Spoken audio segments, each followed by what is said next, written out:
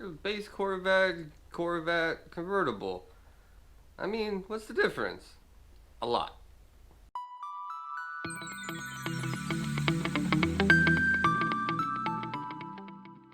Alright, C5 Corvette, base versus Z06.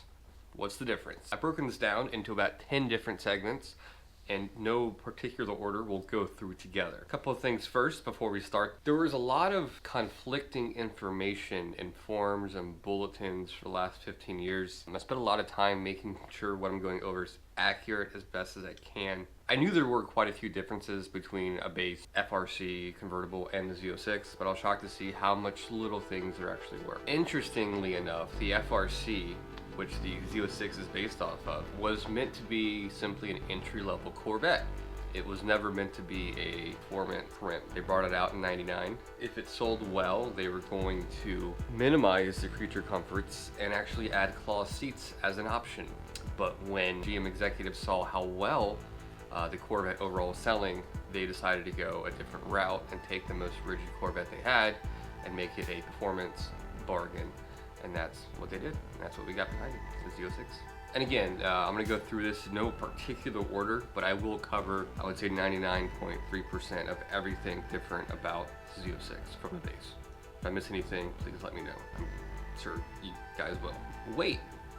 Let's start with weight. The Z06 here can be upwards of 110 pounds lighter than your base coupe. This is due to a few things, such as thinner glass used throughout, a titanium exhaust, which saves roughly 30 pounds itself. A lot of the cabin sound deadening was just straight up removed. That's why the wind and road noise is pretty atrocious in the Z06.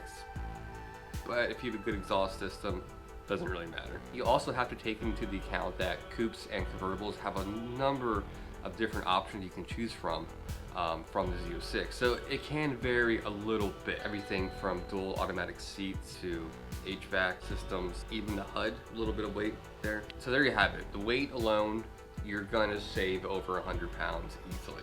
Next, we'll go over rigidity. Obviously, this is an FRC, and if you're not familiar, the FRC simply stands for fixed roof coupe, meaning the roof doesn't come off at all. You can see from the lines here, there's no little line right there, so the middle part can come off.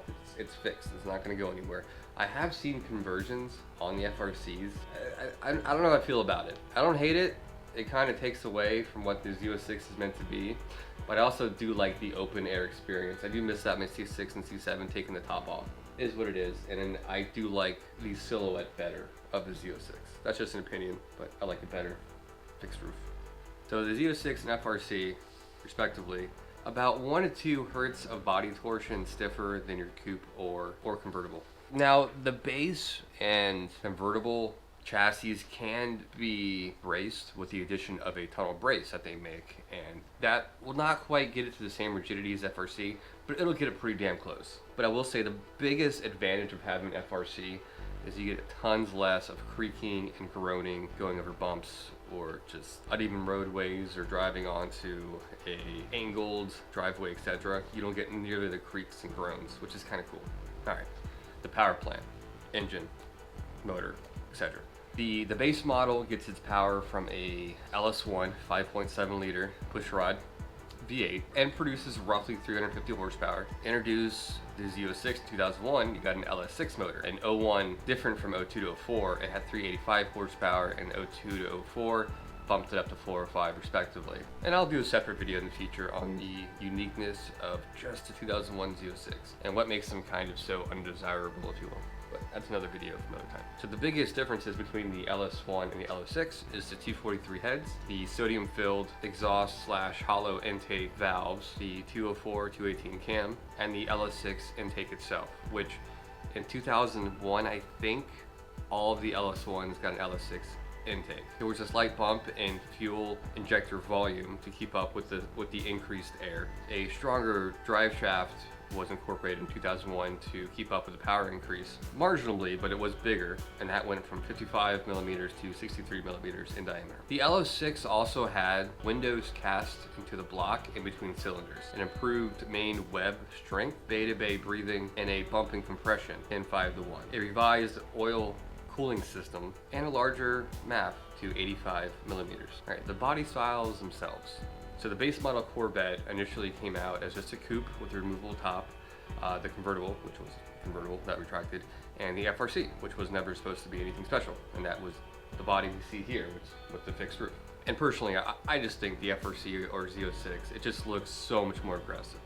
This silhouette, it looks a lot more exotic, in my opinion. You'll also find additional brake cooling on both the front and the rear.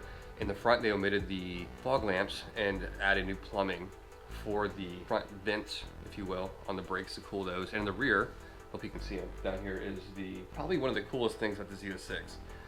The rear ducts that channeled air to the rear brakes via a series of plastic plumbing ducts, if you will, that feed air right to the rear calipers, which is pretty cool. It looks kind of neat too. Side note, the FRC Z06 and convertible share smaller rear speakers at 5.5 inches, where the coupe has a 6.5 inch rear speakers. Trying to go and change those out. Just remember that if you're going to do that.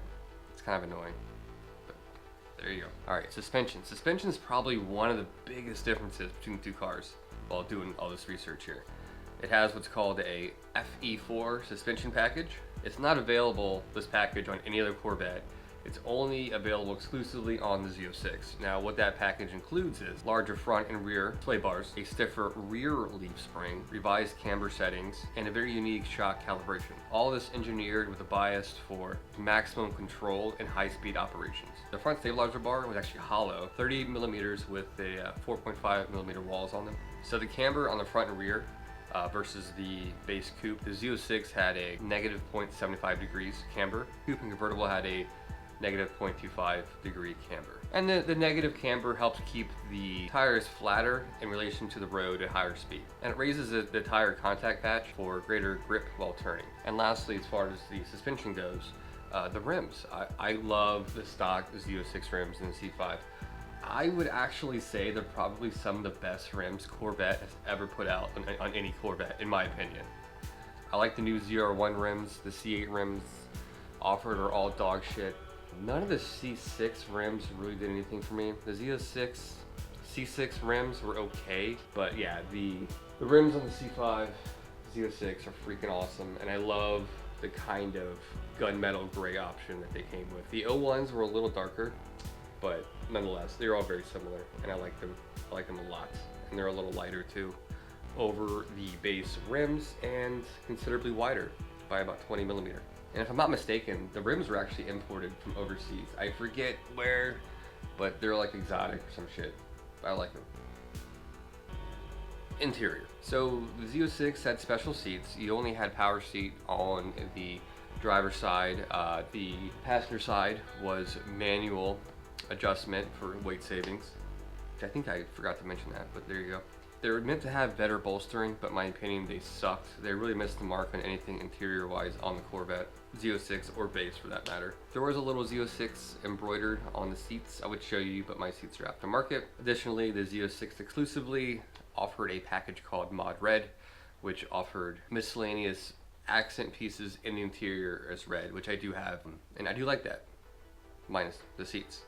And people always ask why I got a red interior with a yellow car and why I did that. Well, first off, I didn't buy the car new. And secondly, this was an option. No one went out and tried to do this. It kind of clashes. A yellow exterior with a red interior is kind of goofy. I got a new carbon fiber wheel with a piece of yellow on the top to kind of bring a little bit of continuity between the exterior and interior, if that makes sense. It kind of worked. So acceleration and performance, Z06 versus base. The 0 to 60 time on a Z06 is 4.3 seconds, which is nearly half a second faster to 60 than the base model. The Z06 here is capable of reaching 158 miles an hour in just 28 seconds.